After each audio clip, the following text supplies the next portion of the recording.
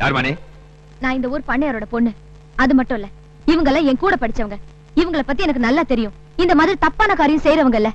எதுவா இருந்தாலும் தயவு செய்து விசாரிச்சு ஒரு முடிவெடுங்க. விசாரிக்கணுமா? அப்படின்னு உங்க மேல கம்ப்ளைண்ட் பண்ணாங்களே, அவங்க மடையங்க. இவங்களை அரெஸ்ட் பண்ணனா முட்டாள்.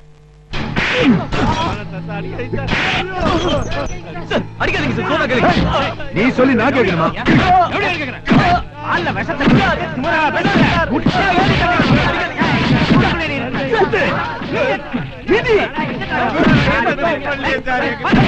என்ன சார் இதுக்கு மேல அடிச்சீங்கன்னா மரியாதை கட்டுறோம். நீதான் கேங் லீடரா?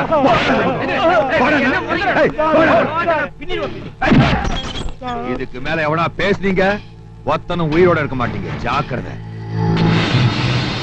என்ன தலைவா? வாயா இன்ஸ்பெக்டர், கொடுத்த காசுக்கு ஒழுங்கா வேலை செஞ்சுட்டயா. உன்ன மாதிரி நேர்மையான ஆபீசரை நான் பார்த்ததே இல்ல.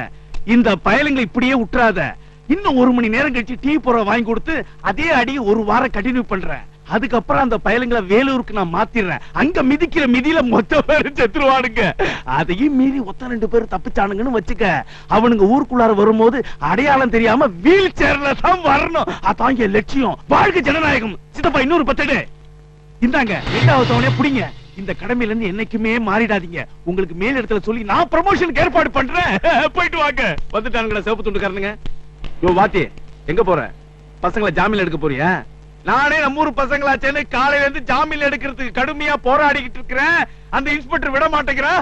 அந்த அளவுக்கு அவன் நேர்மையான போலீஸ் ஆபீசர் இல்ல சித்தப்பா. ஆமா, இவரு போனோட ஜாமீன் எடுத்துட்டு வந்துருவாராம்.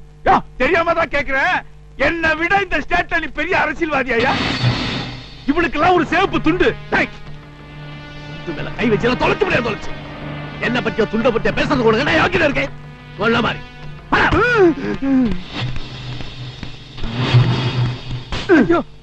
நெஞ்சில கை வச்சு தள்ளிட்டு போறான்ல, வேடிக்கைய பாத்துக்கிட்டு இருக்கிற.